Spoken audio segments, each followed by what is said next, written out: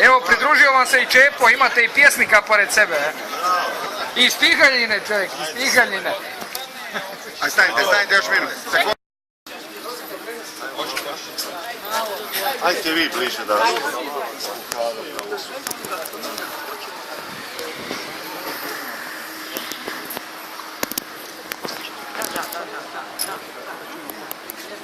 Ja mislim da smo došli. Evo, ako možete počekati 30 sekundi, mi bi bili zahvalni. Ako ne...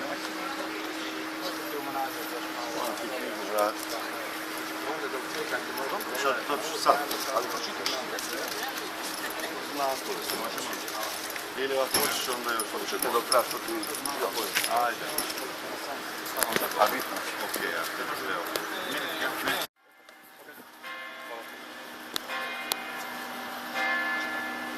Evo, nakon prikupljenih svih knjižica iz cijele Republike Hrvatske, nakon detaljne provjere, možemo objaviti pobjedu.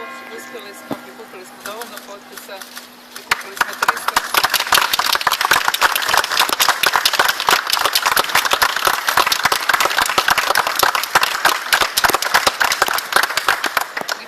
377.635 potpisa, što je više od 30% broja birača u Republici Hrvatskoj. Uspjeli smo, unatoč tome što gotovo 200.000 građana nije moglo prikupljati potpise, odnosno dati svoj potpis zbog zabrane prikupljanja potpisa od strane njihovih gradonačelnika. Ovime smo pokazali da gotovo 400.000 ljudi u Hrvatskoj nije nasjelo na neistinu, da Istanbulska konvencija pod rodom smatra samo društvene stereotipne uloge. Pravo značenje pojma roda vidljivo je iz Gay Pride parade koja je održana prekjučer pod sloganom da nam živi rod. Sličnost između slogana LGBT slogana da nam živi rod i Titove uzrečice da nam živi rad je više nego očita, odnosno na najbolji mogući način povezuje dvije ideologije. Ona ideologija koja je bila u prošlom komunističkom sistemu sa novom rodnom ideologijom. Sudionici parade, osim što su pokazali svoju nostalgiju za prošlim komunističkim vremenima, oni su i vrijeđali hrvatske nacionalne simbole, rekavši da je bolja gej slikovnica od ustaške šahovnice.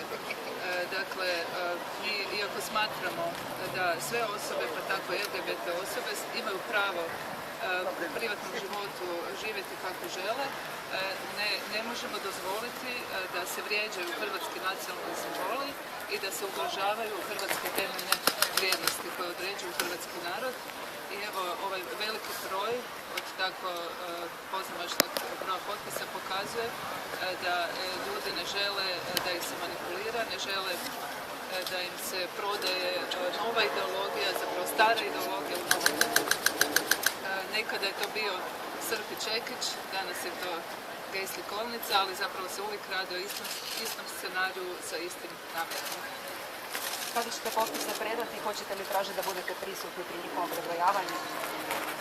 Potpise ćemo predati idući tjedan. Treba nam još nešto vremena da bi aktivirali broj potpisa kako bi mogli dokazati da imamo zaista taj broj potpisa, da ne bi neko mogao reći da nemamo, a mi da nemamo dokaz za to. A također ćemo tražiti da budemo prisutni pri prebrojavanju. Gdje ste pronašli te potpise prije nekoliko dana nakon prikupljanja, odnosno kad je završeno prikupljanje, ste rekli da ih nemate? Mi smo rekli da kada smo imali prošlu tiskovnu konferenciju, rekli smo da knjižice još uvijek pristižu jer nismo dobili sve knjižice u tom trenutku, nego prema onome što je došlo u onom prvom najvećem naletu, a nakon toga još sa udaljenijih krajeva Hrvatske došao ostatak i nakon toga smo ponovno se išli brojati kako bi bili sigurni u taj broj. Znači neko na terenu je pogrešno brojao? Ne, nego nisu sve pristigle, a uvijek ima naravno i nekakvih pogrešaka ili neko procijeni da je dobro, neko da je krivo i tako da mi smo sigurni sada. Jeste li prikupljali potpise nakon isteka roka? Nismo, ne. Određeni postotak potpisa uvijek bude odbačen. Strahujete li od toga i može li vam se opet dogoditi da padnete ispod minimuma? Upravo smo zato išli ponovno brojati i provjeravati potpise da bi sveli na minimum nevažeće potpise. To znači da po vašoj procjeni ne bi uopće trebalo biti nevažećih potpisa u ovom broju koje ste sad izrekli? Po našoj procjeni ne bi, ali uvijek može se dogoditi da neko drugi drugačije funkcionira. Evo imamo još sad stvari koje bi htjeli reći. Ništa je samo da nadopunim ovaj odgovor. Mi osim što imamo dovoljno prema važećem zakonu 10%, znači ovaj broj u apsolutnom iznosu, mi imamo puno više, jer podnijeli smo zapravo podnesak Ustavnom sudu ovdje sa današnjim danom da nam apsolutno uvaži ovu činjenicu da nam je pristup bio ograničen, zabranjen više od 200.000 građana potencijalnih potpisnika naše referendumske inicijative, što je učinjeno protuzakonito i protuustavno. I vjerujemo da će Ustavni sud prihvatiti naše argumente, oni su iznimno snažni. I u tom slučaju Ustavni sud ima ovlast da nam smanji kvotu sa 3.749.000 birača koliko je danas, 200.000 manje, to je bilo 3.500.000, a to znači da nam u tom slučaju dovoljno 355.000 potpisa, što daleko nadmašujemo, ili podredno da nam Ustavni sud dozvoli 15 dana u tim mjestima, Rijeci, gradu, Rijeci, dolje Gradacu, Sisku, Puli, da prikupljamo, da građanima dademo njihovo ustavno pravo da se očituju još dodatno. Mi smo to spremni sa volonterima. Evo, to je najvažnije, a sve ostalo je velik uspjeh. Čestitke našim volonterima, našim dragim ljudima, oni su iznimno veliko napravili, a o tome će još i kolegice govoriti.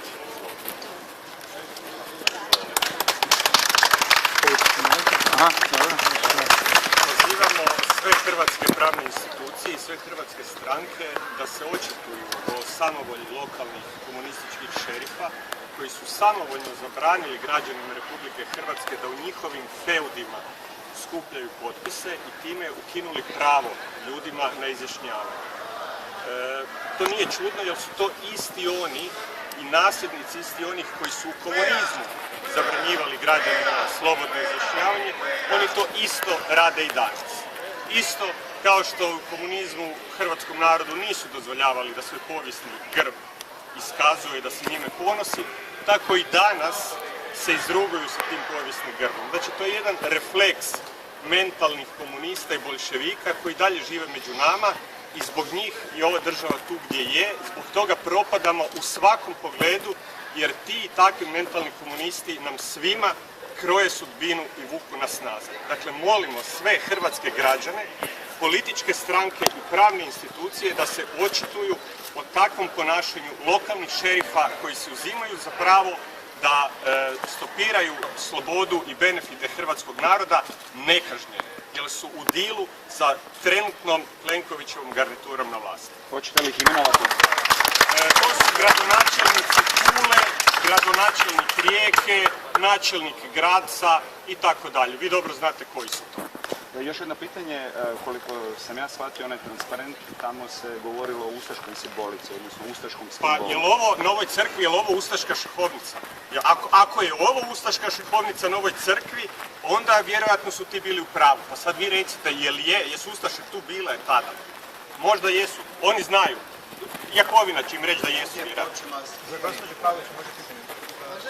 Kada očekujete da će vas Samo je Saboru u konačnici, kada biste vi htjeli da se referendum, ako prođe sve, raspiše? Ne znamo kada će nas primiti u Sabor, mi ćemo idući tjedan predati potpise i očekujemo da će biti na jesen, da neće prije.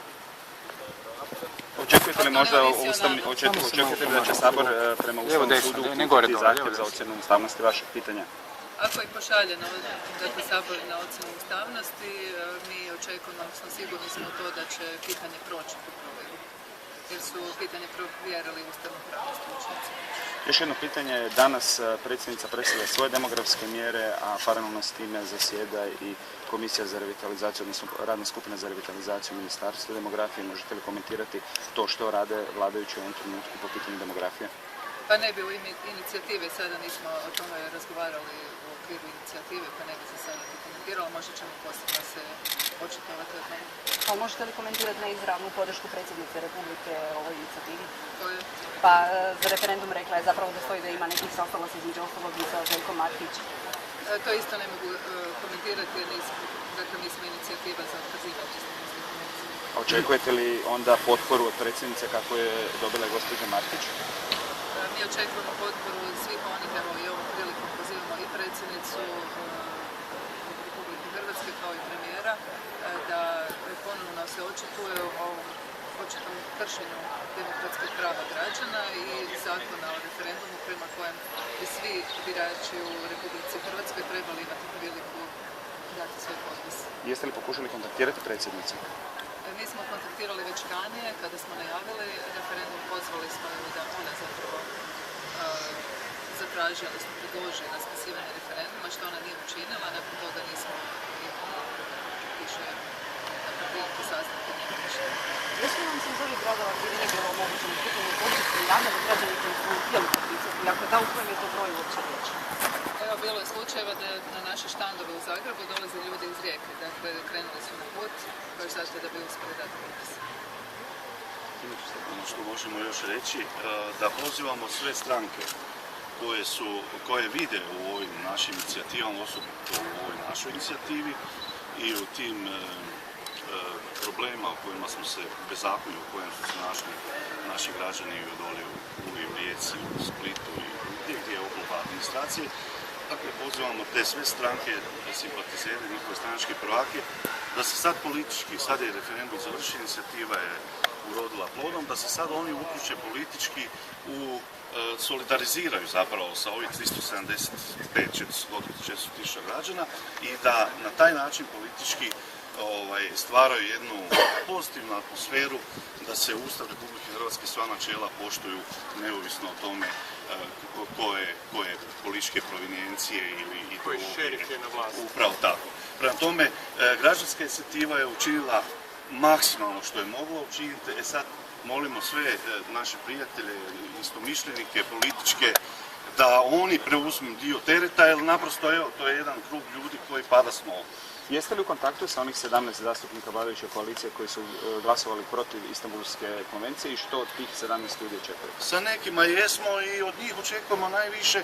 Bilo bi logično, principijelno, da oni uzmu tu štafetu, jer kad su izrazili jasno i javno svoj stav protiv Istanbulske, nema bolje prilike nego zapravo sad nastaviti ovu pravnu političku bitku koju smo, jer imamo podlogu za to.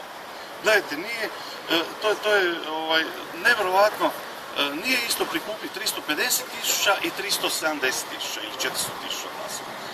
U jednoj atmosferi koja je bila krajnje neprijateljska, praktično za svakog od ovih volontera, a kamoli za naše temeljna načela građanske inicijative.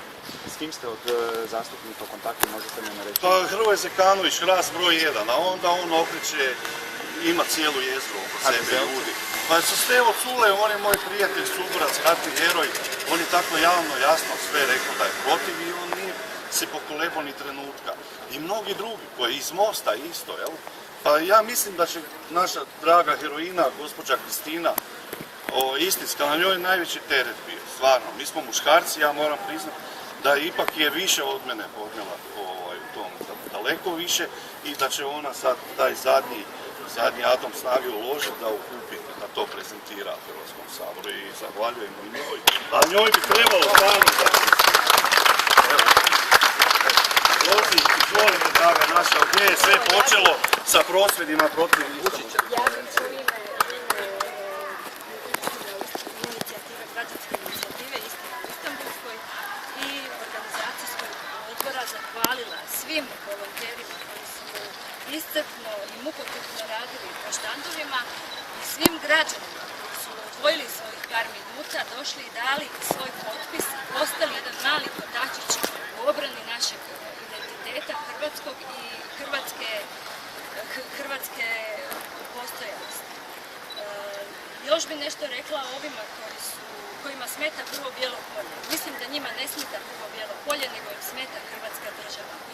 Hvala svim građanima koji su dali svoj potpis i uključili se u borbu protiv tih kojima smeta Hrvatska država.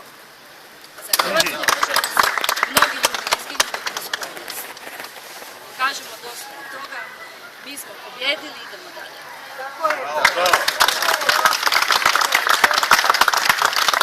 Evo, to je to. To je to, hvala lijepo.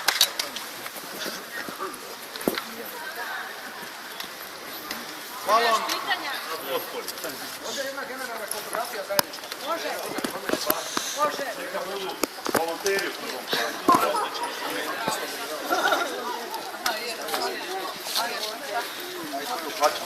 Ja može dečki malo s kamerama, samo neka klizana što uspjeli.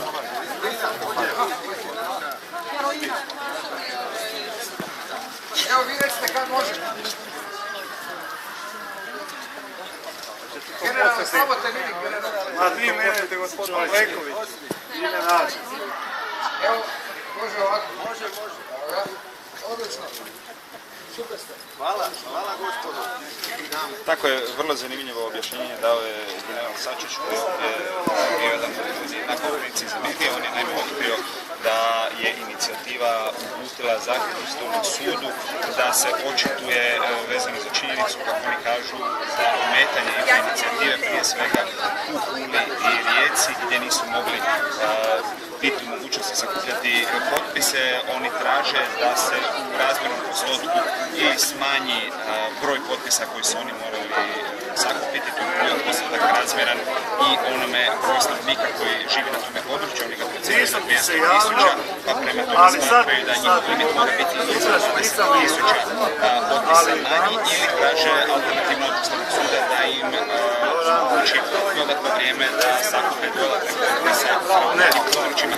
Smatraju naime da će na taj način doskočiti onom riziku koji je svaka referendumska inicijativa do sada imala, a to je da kad jednom krenu Ministarstvo uprave provjera potpisa određeni postotak 5 do 10%, kako u kojem slučaju do sada smo to imali, bude odbijen kao nevažeći.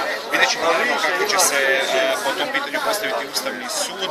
Ovdje tvrde i da su spremni i na ustavno testiranje svog pitanja i oni kažu da su se konzultirali sa ustavnim stručnjacima kao i inicijativa Narod odlučuje i tvrde da se ne boje stava Ustavnog suda o tome kako su oni sami formulirali svoje pitanje.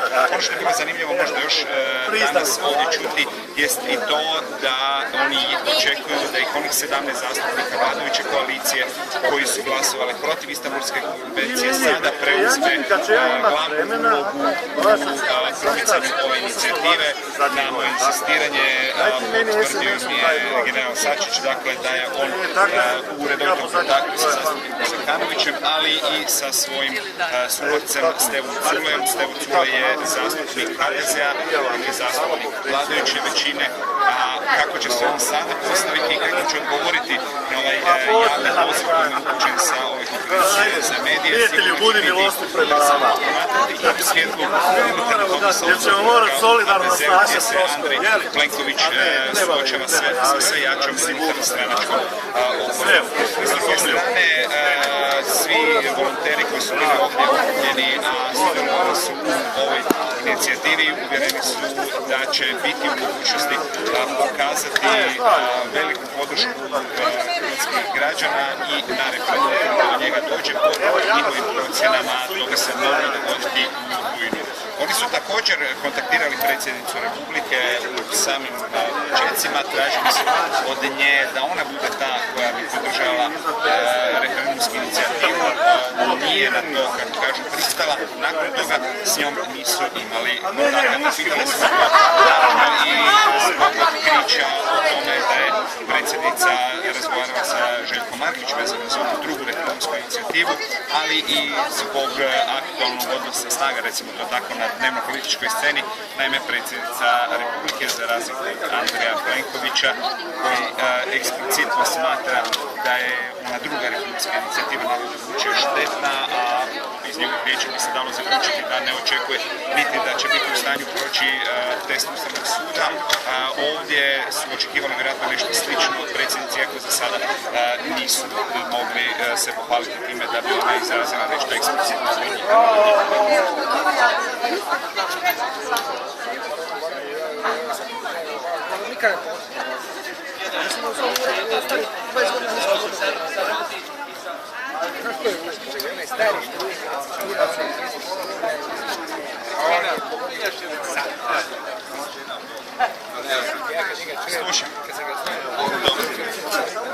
Sve se